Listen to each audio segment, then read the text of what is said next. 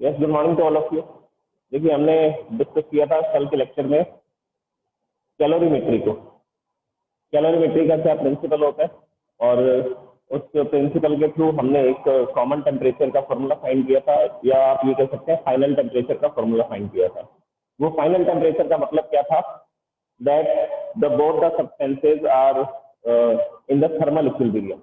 जैसे मान लीजिए एक सब्सटेंस जो था गर्म था और दूसरा सब्सटेंस जो कोल्ड था, ठंडा था, तो हमने उन दोनों सब्सटेंसेस को मिक्सअप कर दिया। तो मिक्सअप करने का मतलब ये होगा कि जो हॉट बॉडी थी, जो हॉट सब्सटेंस था, उससे हीट एनर्जी कोल्ड बॉडी के अंदर या कोल्ड सब्सटेंस के अंदर ट्रांसफर होगी। तो एक बॉडी हीट एनर्जी को रिलीज करेगी और दूसरी बॉडी हीट एनर्जी को एब्जॉर्ब करने वाली है। और ऐसा चलता रहेगा। कब तक चलेगा? जब तक कि दोनों सब्सटेंसेज या दोनों बॉडीज का टेम्परेचर कॉमन नहीं हो जाता, सेम नहीं हो जाता। और उसी कॉमन टेम्परेचर को या फाइनल टेम्परेचर को हम लोग क्या बोलने वाले हैं?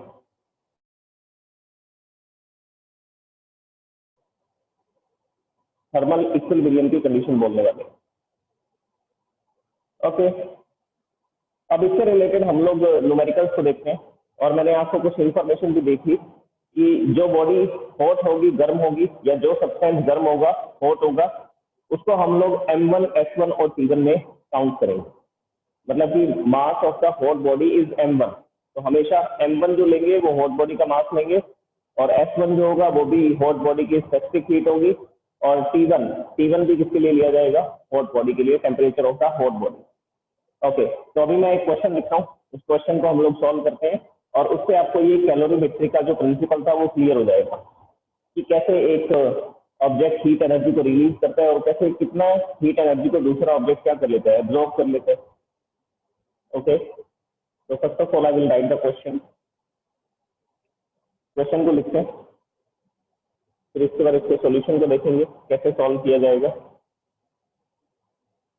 0.5 kilogram of 0.5 kilogram block of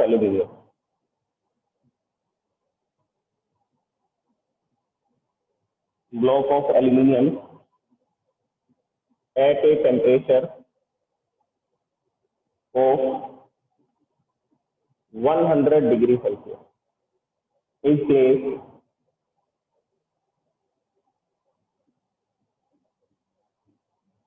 is placed in 1.0 kilograms of water at 20 degree Celsius. At 20 degree Celsius. Assuming that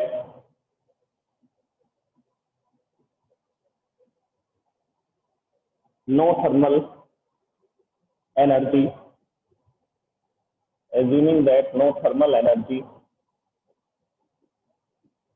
is lost to the surroundings.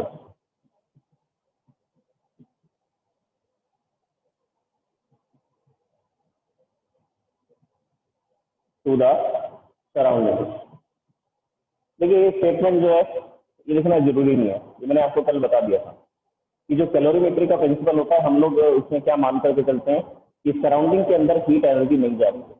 हम सिर्फ ये मानेंगे कि एक सब्सटेंस से हीट एनर्जी दूसरे सब्सटेंस के अंदर ट्रांसफर हो रही है। मतलब एक सब्सटेंस हीट एनर्जी को रिलीज कर रहा है तो दूसरा एब्जॉर्ब कर रहा है, और जो सराउंडिंग के अंदर रेडिएशन हो रहे हैं उसके कारण से कोई डिसिपेशन नहीं हो रहा इस हीट एनर्जी का। फिर हम एज्यूम करके इसका फॉर्मूला निकाल रहे थे कैलोरीमेट्री के थ्रू कॉमन टेम्परेचर का। तो इस स्टेटमेंट को लिखने की जरूरत नहीं है।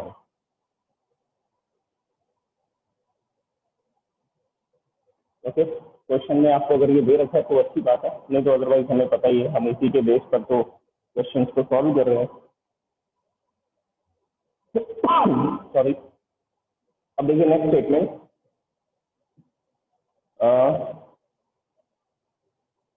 What will be the final temperature?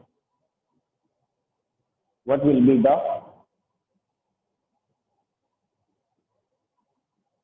Final temperature of aluminium? Aluminium को सिंबल में लिख देते हैं air and water when they come to the same temperature.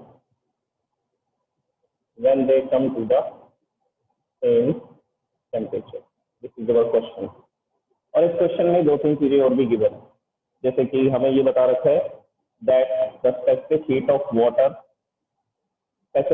Of water is 4200 joule per kilogram per degree Celsius. And one more thing is given that specific heat of aluminium 900 joule per kilogram per degree Celsius. ये दो statement हमें given है. अब देखिए इस question के अंदर सबसे पहली बात हमें क्या क्या दे रखा है, 0.5 किलोग्राम का एल्यूमिनियम का ब्लॉक है. तो पहला सब्सटेंस है 0.5 किलोग्राम का विच इज ऑफ एल्यूमिनियम. और कितना डिग्री सेल्सियस टेम्परेचर है इसका, 100 डिग्री सेल्सियस. अगर इसका टेम्परेचर 100 डिग्री सेल्सियस है तो इसका सीधा सा मतलब ये निकलता है कि ये वाली बॉडी हॉट बॉडी है. और दूसरा सब्सटेंस कौन सा है, वाटर, 1 किलोग्राम वाटर. और कितने डिग्री सेल्सियस पर है, 20 डिग्री सेल्सियस पर है. तो जो एल्यूमिनियम है वो हॉट बॉडी है और जो वाटर है वो कोल्ड बॉडी है. तो हॉट बॉडी के लिए हम लोग सिंबल यूज करेंगे M1S1T1 और कोल्ड बॉडी के लिए हम लोग सिंबल यूज करेंगे M2S2 एंड T2. ये हमारे क्वेश्चन को सॉल्व करने का तरीका रहेगा. और इसमें ये बोला है कि 0.5 किलोग्राम का मतलब कि हाफ किलोग्राम का, आधे किलोग्राम का एक ब्लॉक है वो 1 किलोग्राम वाटर के अंदर डाल रहा है. एल्यूमिनियम को ठंडा करना चाहते हैं. ये एल्यूमिनियम का ब्लॉक है, इसका टेम्परेचर है 100 degree Celsius. It is the block of aluminium.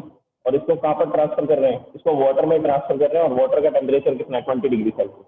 तो एल्यूमिनियम अपनी हीट एनर्जी को रिलीज करेगा वाटर के अंदर और वाटर उस सारी हीट एनर्जी को क्या करने वाला है, एब्जॉर्ब करने वाला है. और कुछ समय बाद कंडीशन आएगी थर्मल इक्विलिब्रियम की. और वही थर्मल इक्विलिब्रियम की कंडीशन जब आएगी उसी टेम्परेचर के बारे में तो आपसे पूछा जा रहा है कि फाइनल टेम्परेचर क्या होगा दोनों का. ओके, तो अब हम इसका सॉल्यूशन लिखते हैं.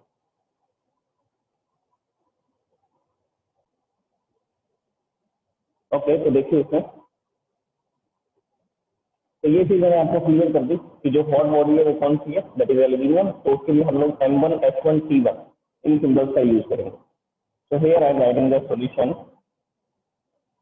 First one is given quantities. तो given quantities को मैं यहाँ लिखने वाला हूँ. M1 0.5 kilogram. Next S1 aluminium के लिए बोल रहा हूँ मैं, ये 0.5 किलोग्राम. मैंने आपको पहले बोल दिया कि जो हॉट बॉडी है उसके लिए M1S1T1 यूज करूंगा मैं.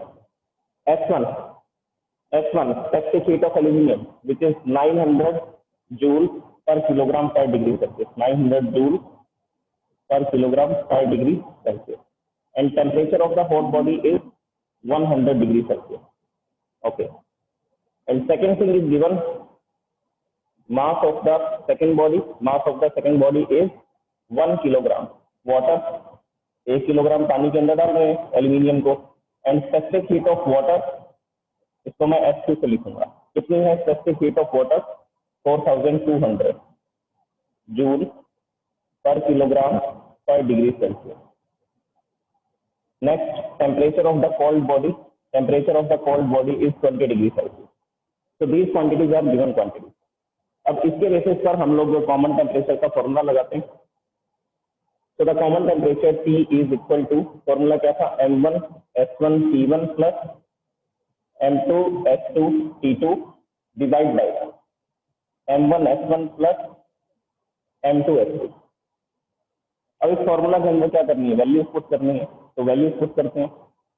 Just wait for a second.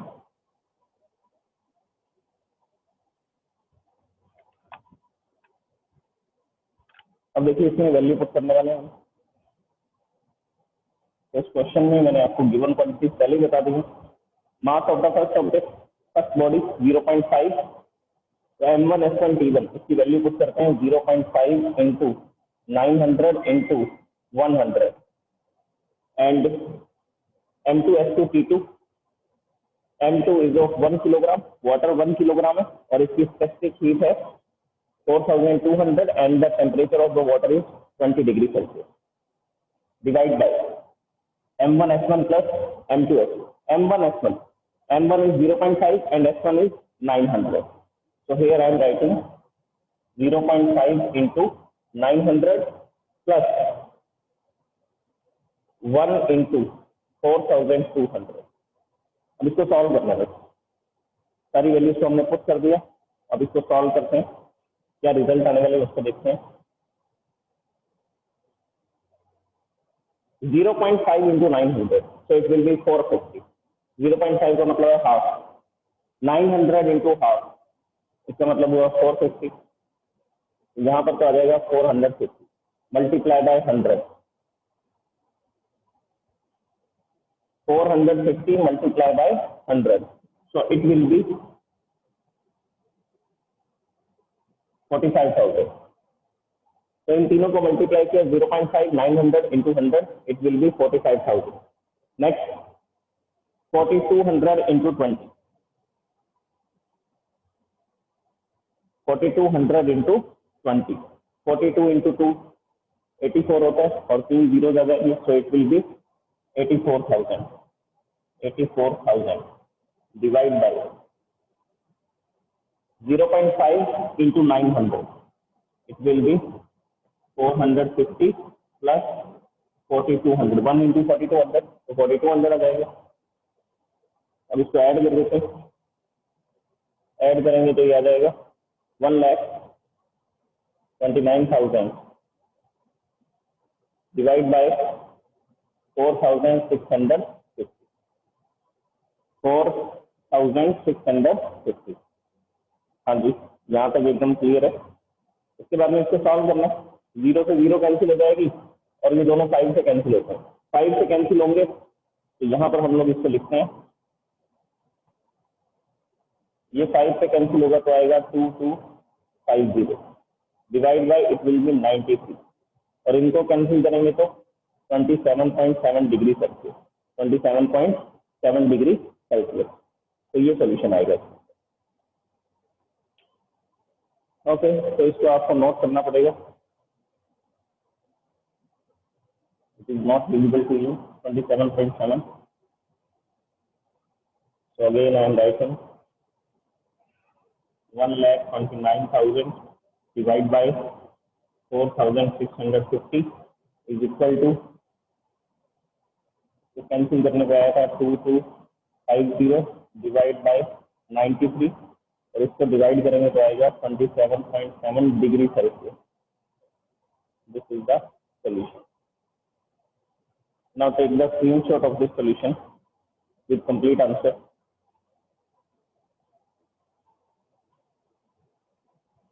It is not 2250, I think 12,900, ये 5 से कैंसिल होगा तो 2580 आएगा।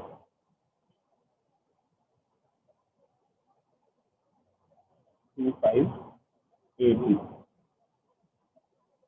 Now it is divided by 96, so this will be 27.7 degree Celsius. Now take the screenshot of this solution. This is the correct solution.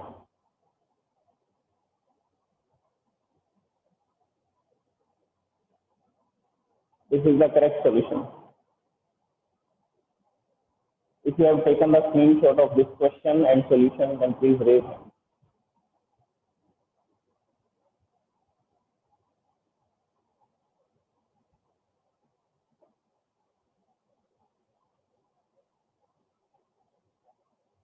Screenshot नहीं मिल गया तो मैं PDF file में आपको ये सेंड कर दूंगा। ओके, अब मैं आपको नेक्स्ट क्वेश्चन देता हूँ, वो क्वेश्चन आपको सॉल्व करना है। ठीक है, फॉर्मूला आपको पता है, कैलोरीमेट्री के लिए हम लोग ये फॉर्मूला यूज कर सकते हैं। अदरवाइज हमारे पास एक और फॉर्मूला है, वो फॉर्मूला भी यूज कर सकते हैं। Heat loss is equal to heat gain. एक बॉडी ने हीट को जितना लूज किया, दूसरी बॉडी ने उतनी हीट एनर्जी को गेन किया, तो दोनों को इक्वल रख करके हम लोग कैलकुलेशन कर सकते हैं। एक और उस फॉर्मूला से भी कॉमन टेम्परेचर निकालना तो डायरेक्ट ये फॉर्मूला लगाना। ओके, तो मैं नेक्स्ट क्वेश्चन लिखता हूँ, क्वेश्चन आप लोग नोट कीजिए और इसको आपको सॉल्व करना है अभी। So take the rough notebook and a pen and try to solve this question. And don't take the help of Google. what will be the final temperature?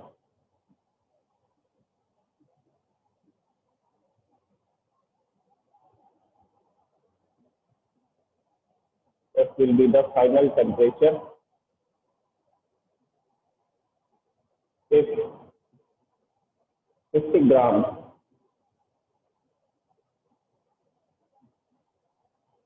of water at 0 degrees Celsius? 50 grams of water at 0 degrees Celsius is added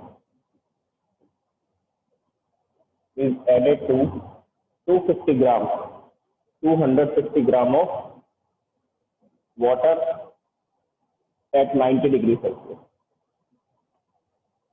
At 90 degrees Celsius. This is your question. Take the screenshot, or you can write it in your rough notebook and try to solve this. So solve कीजिए.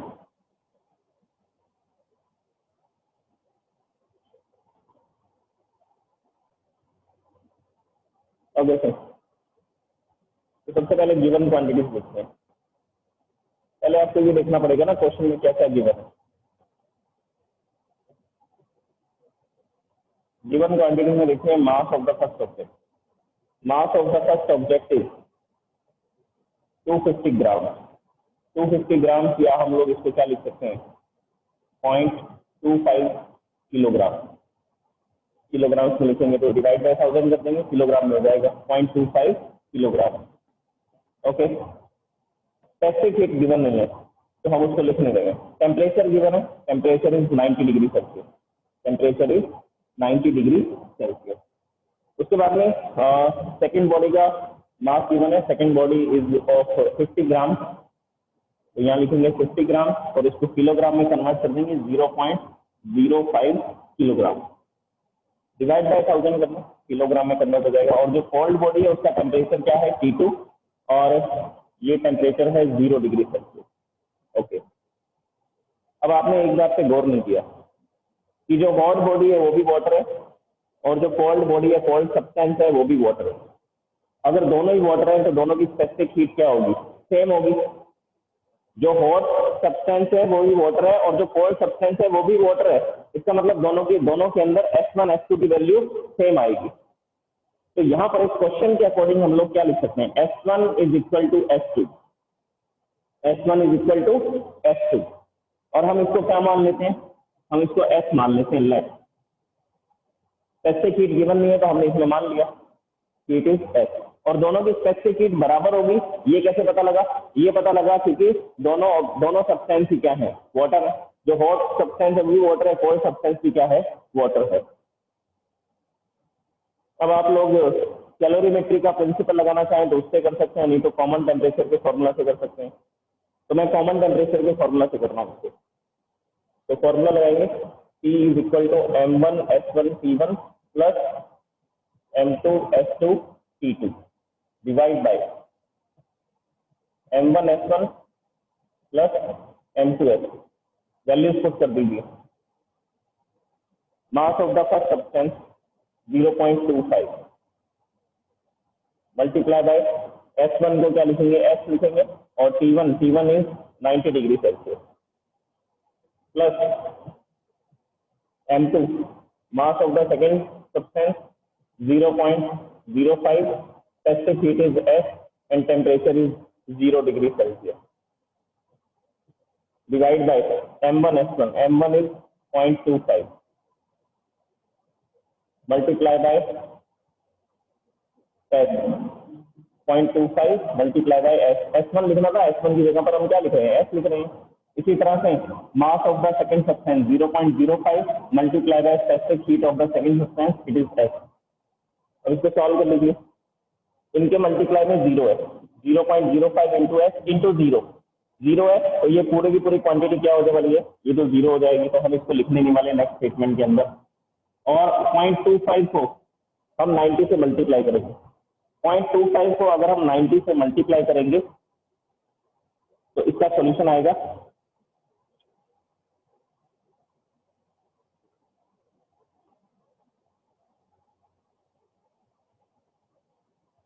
2250 और multiply में क्या था, multiply में था S. या हम लोग इसको अभी सॉल्व नहीं करेंगे, अभी मैं इसको एज इट इज लिखता हूँ क्योंकि हमें कैलकुलेशन इजी करना है और एस को कैंसिल करना है। तो देखिए इस स्टेटमेंट को मैं एग्जैक्टली ऐसा ही लिख रहा हूँ, 0.25 into S into 9 divide by this is 0.25 S 0.05 S. तो अब देखिए क्या होगा, इनको ऐड कर देते हैं, 0.25 और 0.05, ये कितना हो जाएगा 0.30 एस।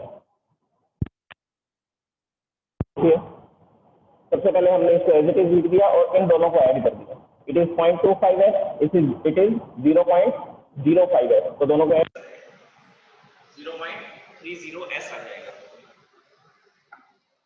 इसके बाद देखिए एस से एस कैंसिल हो रहा है और पॉइंट से पॉइंट कैंसिल हो रहा है, तो यहां पर हमने एस से एस कैंसिल कर दिया और पॉइंट से पॉइंट कैंसिल कर दिया। So the next statement will be 25 into 90 divided by 30, 25 into 90 divided by 30, ये कैंसिल हो रहा है डायरेक्ट, 30 90 से कैंसिल हो रहा है 3 पे, तो नेक्स्ट स्टेटमेंट क्या आ जाएगी 25 into 3, so it will be 75 degree Celsius. तो देख लीजिए 75 डिग्री सेल्सियस कॉमन टेम्परेचर आ रहा है।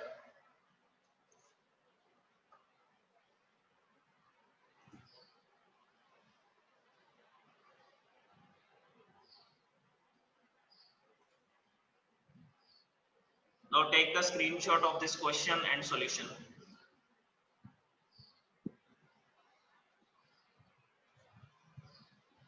अगर दोनों सब्सटेंस सेम होते हैं ना तो उन क्वेश्चंस के अंदर आपको S1 और S2 को कुछ ना कुछ क्वांटिटी मान लेना है, एज्यूम कर लेना है। तो मैंने S1 और S2 दोनों इक्वल थे क्योंकि दोनों सेम सब्सटेंस है, और अगर सेम सब्सटेंसेस को मिक्सअप कर रहे हैं तो उन क्वेश्चंस के अंदर आपको S1 S2 को S मान लेना है और ऐसा करते हुए वैल्यूज पुट करनी है। लास्ट में S से S कैंसिल हो जाएगा और आपको क्या मिल जाएगा, कॉमन टेम्परेचर मिल जाएगा। अब इसी तरह का मैं एक और क्वेश्चन देता हूँ, इसी टाइप का मैं एक और क्वेश्चन आपको देने वाला हूं, वो आपको सॉल्व करना है।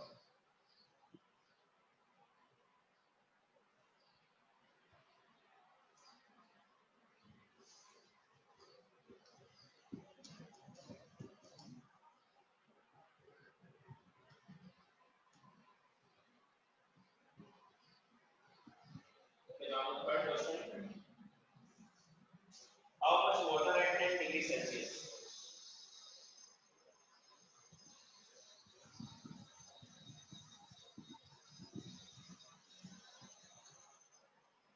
How much water at 10 degree Celsius is needed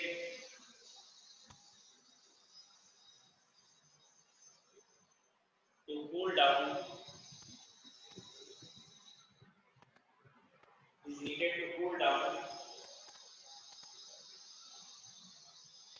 500 grams of water is needed to cool down 500 grams of water at 90 degree Celsius. At 90 degree Celsius. So cool down the water.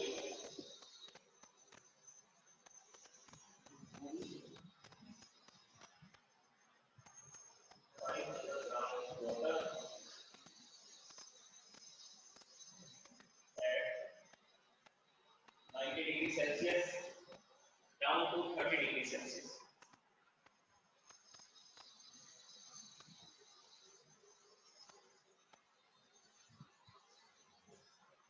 This is the next question.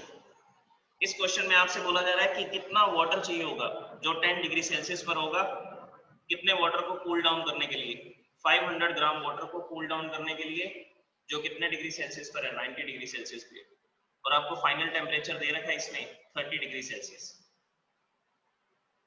इस question में आपको M2 find करना है, जो cold body है, cold substance है, उसका mass find करना है आपको, M2 फाइंड करना है।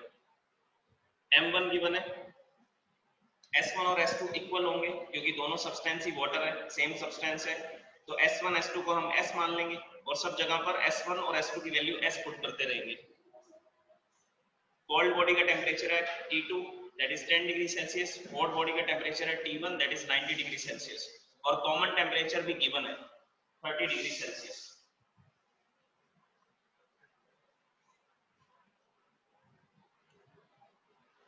Now solve this question.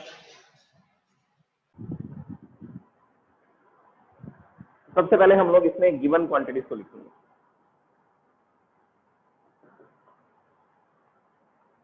Hot body है, वाटर 500 ग्राम पर है और कितने डिग्री सेल्सियस है, 90 डिग्री सेल्सियस। तो 500 ग्राम लिखिए या आप इसको 0.5 किलोग्राम लिख सकते हैं। Next, temperature is given 90 degree Celsius. Colder body के बारे में लिखते हैं M2। इसका मास कितना है, मास पता नहीं है, so we have to find this mass M2 and the temperature of the colder body is 10 degree Celsius and S1 is equal to S2 is equal to S। ये मैंने आपको बता दिया कि अगर दोनों सब्सटेंस सेम है कैलोरीमेट्री के क्वेश्चन में तो स्पेसिफिक हीट भी सेम होंगी दोनों की और उसको हम लोग S मान लेंगे। और एक चीज और गिवन है, common temperature, final temperature. So here I am writing final temperature T. Final temperature is given. Final temperature is 30 degree Celsius. बोल रहे हैं ना कि 90 डिग्री सेल्सियस के वाटर को ठंडा करके 30 डिग्री सेल्सियस पर लाना है, तो फाइनल टेम्परेचर तो 30 हुआ ना। अब ये सारी वैल्यूज पुट कर सकते हैं हम लोग फॉर्मूला के अंदर या मैं यूज करूंगा कैलोरीमेट्री का प्रिंसिपल। यहाँ लिखेंगे according to the principle of calorimetry, नहीं तो सीधा यहाँ लिखेंगे heat lost is equal to heat gain. Heat lost is equal to heat gain.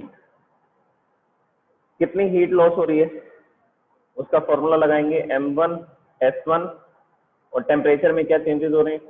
Temperature पहले इसका 90 था, बाद में 30 हो गया, तो 90 को हम लिख रहे हैं T1 से और 30 को हम लिख रहे हैं T से। This is the change in temperature in the hot body. अब कोल्डर वन के बारे में लिखते हैं M2 S2 and the temperature, change of temperature पहले 10 था, बाद में 30 हो जाएगा। देखो 10 डिग्री सेल्सियस का जो वाटर है उसको हम हॉट वाटर के अंदर मिक्स कर रहे हैं, तो इसका टेम्परेचर बढ़ेगा ना और फाइनल टेम्परेचर 30 होगा, तो इसका टेम्परेचर 10 से 30 हो जाएगा। तो यहाँ लिखेंगे final temperature T and initial temperature is T2। तो ये फॉर्मूला लगेगा इसके अंदर T माइनस T2। अब सारी वैल्यूज पुट कर दीजिए। Mass of the first body 0.5, specific heat S, T1 is 90 and T is 30, so it will be 90 minus 30, 0.5 into S into 90 minus 30 is equal to mass of the second body. Mass of the second body we have to find out, and specific heat is S multiplied by S. Final temperature 30, initial temperature 10. So this is the change in temperature 30 minus 10. अब देखिए S से S cancel हो जाएगा, यहाँ पर बचेगा 0.5 into 60 is equal to M2